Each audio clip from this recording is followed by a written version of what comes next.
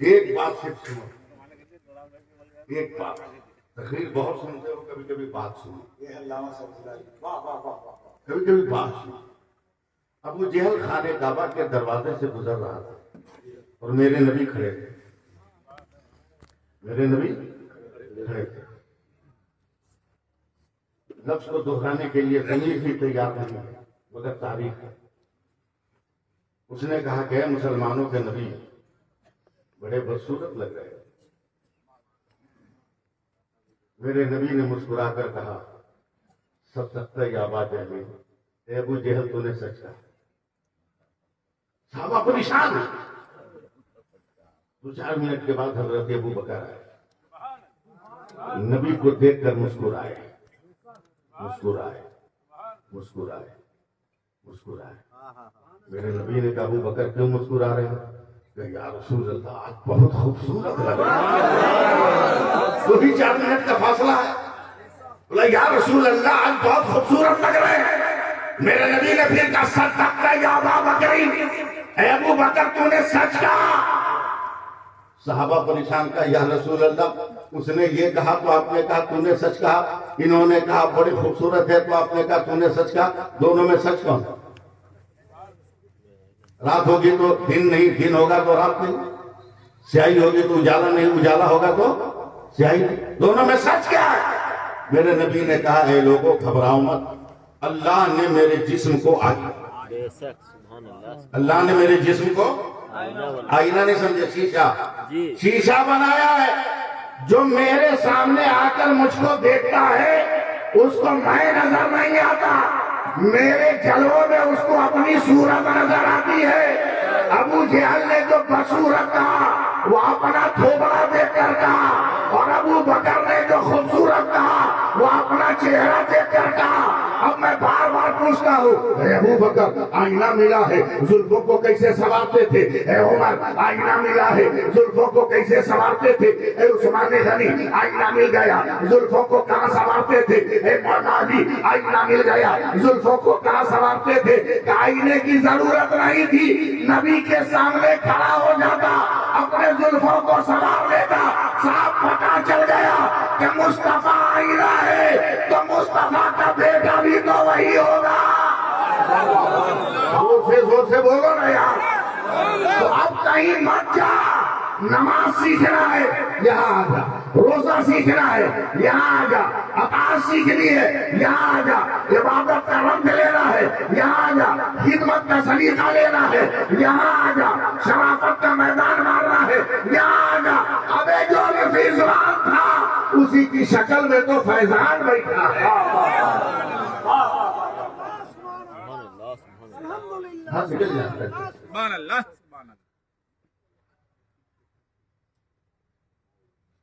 ہاں جائیں، آپ لوگ ایک ساتھ جائیں گے، مجھ کو معلوم۔ ہاں بس یہی تک ساتھ ہے، ورنہ آپ دونوں کا اسٹیٹ بدلا ہوا ہے، بعد میں خاندان والوں کو پریشانی ہوگی۔ ہم اور بلیابی صاحب ساتھ ہیں۔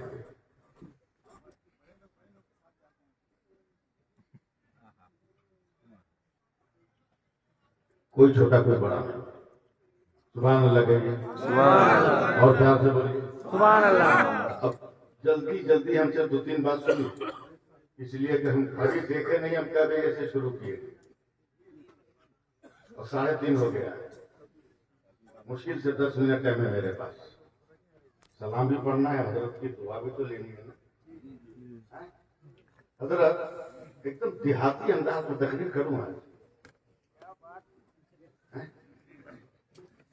ایک کوا کھیت میں، کوا جانتے ہیں نا؟ ہاں، کوا بال والا ہوتا ہے، ٹکلا نہیں ہوتا۔ کوا ایک کھیت میں دانا بھی چن رہا ہے، رو رہا ہے، رو رہا ہے، رو رہا ہے۔ اب بغل میں اس کے کبوتر تھا، وہ بہت چونک کے بولا کوا بھائی، بولا ہاں بھیا، بولا کاہے رو رہے ہو؟ تو آپ کو سمجھانے کے لیے بول رہا ہوں، ویسے لغت میں یا ڈکشنری میں کسی کتاب میں کوا کی تانیث کیا ہے یہ آیا نہیں ہے۔ دونوں کو کوے بولتے ہیں، جیسے پولٹری مرغا ہے کہ مرغی، سب کو مرغی بولتے سمجھے؟ تو کبوتر پوچھتا ہے کوا سے، غور سے سنیے، کہے رو رہے بھیا کبوتر؟ کہا کہیں رات اچانک میری گھر والی کی آنکھ کی روشنی چلی، میں پریشان ہوں، ابھی میری گھر والی جوان ہے، اندھی ہو گئی۔ تو کبوتر بولا مجھ پہ بھروسہ ہے؟ بولا ہاں۔ بولا انتظار کر، ہم جا رہے ہیں اپنے گھر، جب تک پلٹ کے نہیں آئے یہیں رہنا، میں تم کو ایک چیز لا کر دیتا ہوں، گھر میں جا کر اپنی بیوی کے اوپر استعمال کرنا، مجھے یقین ہے تیری گھر والی کی آنکھ ٹھیک ہو جائے گی۔ کبوتر گیا، کئی گھنٹوں کے بعد آیا، پنکھ پسینے میں بھیگے ہوئے، کبوتر ٹک ٹک ٹک ٹک آسمان کو دیکھ رہا ہے۔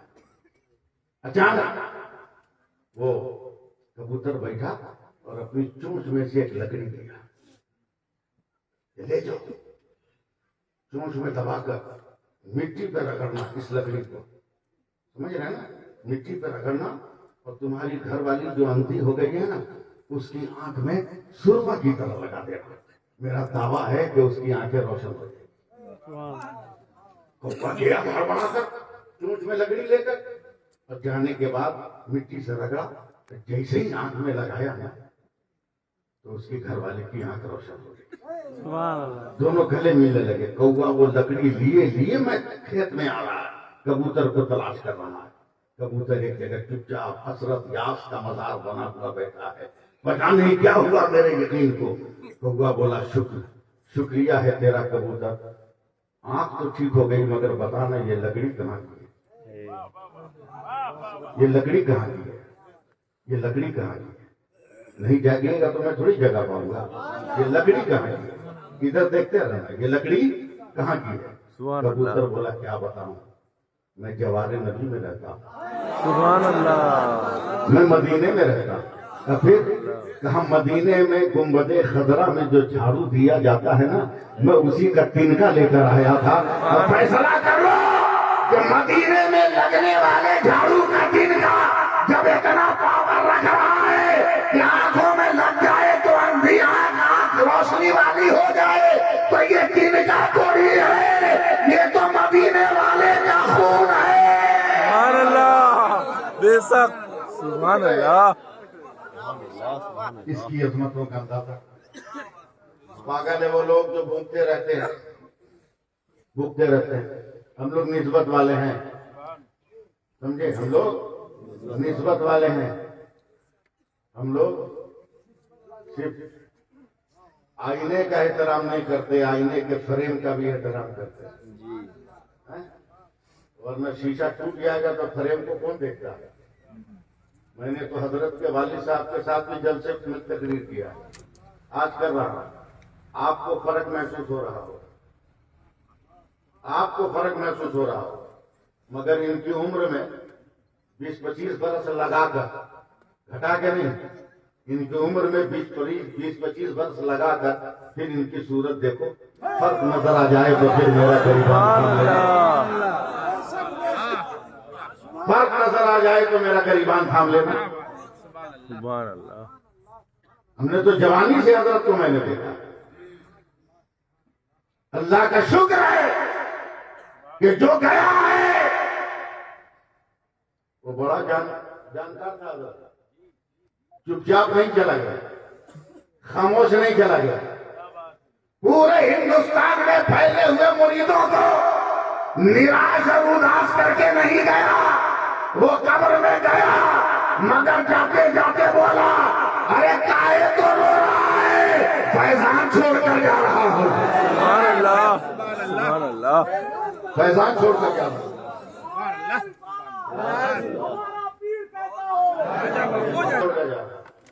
اور یاد رکھ، فیضان ایسی چیز ہے، دنیا آپ سے ہر چیز لوٹ سکتی ہے، فیضان نہیں لوٹ سکتی، سبحان اللہ، سبحان اللہ۔ فیضان نہیں لوٹ سکتی۔ اگر اجازت ہو تو ایک بات اور بول دیں۔ جی جی بے شک۔ میں یہ نہیں چاہتا کہ حضرت کو تکلیف دے، بولنے سے نہیں، بہت دیر سے بیٹھے ہوں گے، آپ لوگوں کو اس کا احساس نہیں ہے. ہم لوگ انسان ہیں, سمجھے. امریکہ کی مشین تھوڑی ہے کہ ریموٹ سے سارا کام ہو رہا ہے. وہ بھی فلسطین میں فیل ہو گیا, وہ بھی فلسطین میں فیل, سب فیل ہوگا, سب فیل ہوگا. گھبراؤ مت, خالی اپنے آپ کو فیل مت کرو. پیر صاحب کرو گے, نماز پڑھوے نہیں کرو گے, پاؤں چومو گے, ہاتھ چومو گے, سب کرو گے. لوگ چوم رہے ہیں, مجھ کو تکلیف نہیں ہے. پاؤں چھو رہے ہیں, مجھ کو تکلیف نہیں ہے, مگر کیوں چھو رہے, کیوں پاؤں چھو رہے, کچھ لینے کے لیے. جی جی سبحان اللہ. میں کئی بار مدینہ شریف گیا ہوں, حضرت بلیاوی صاحب, لیکن آج تک میں نے اپنے اندر ہمت نہیں پیدا کی ہے کہ میں گنبد خضرا کے دیوار کو چھو سکوں. 50 بار مجھ کو چانس ملا, لیکن میں نے ہمت نہیں کیا کہ میں اپنے ہاتھوں سے گنبد خضرا کی دیوار کو چھو سکوں. آپ آ رہے ہو, پاؤں چھو رہے ہو, اچھی بات, میں اس کی برائی نہیں بیان کرتا, مگر کم سے کم ہاتھ لگانے سے پہلے ان کے پاؤں کی عظمت دیکھ لینا, اپنے ہاتھ کی حیثیت دیکھ لینا. سبحان اللہ سبحان اللہ. ہاں, اگر یہ ہاتھ وضو کرنے والا ہو, بولو, جی یہ ہاتھ قرآن پکڑنے والا ہو, یہ ہاتھ حدیث کی تعلیم علم کی کتاب پکڑنے والا ہو, یہ ہاتھ اگر اتنا پاکیزہ ہو کہ ہم اپنے پیر کے پیروں تک لے جا سکتے ہیں تو لے جائیے, ورنہ سٹائیے ہمارے دور سے 1 انچ کا فاصلہ رہے, پاؤں کے قریب آئیے, 1 انچ کا فاصلہ رہے. احترام ضروری ہے, احترام ضروری ہے. پتا نہیں چائے پیے, کافی پیے, سگر کھائے, گٹکا کھائے, ترنگا کھائے, رجنی گندھا کھائے, پان کھائے, تمباکو کھائے, 10 روپیہ دیے اپنے ساتھ کا کھجان لینے آئے تو کھجان چھوڑانے آئے. احترام کرو ان پیروں کا, ان پیروں کا بھی احترام کرو, صرف ہاتھ کا نہیں, ان پیروں کا بھی احترام کرو.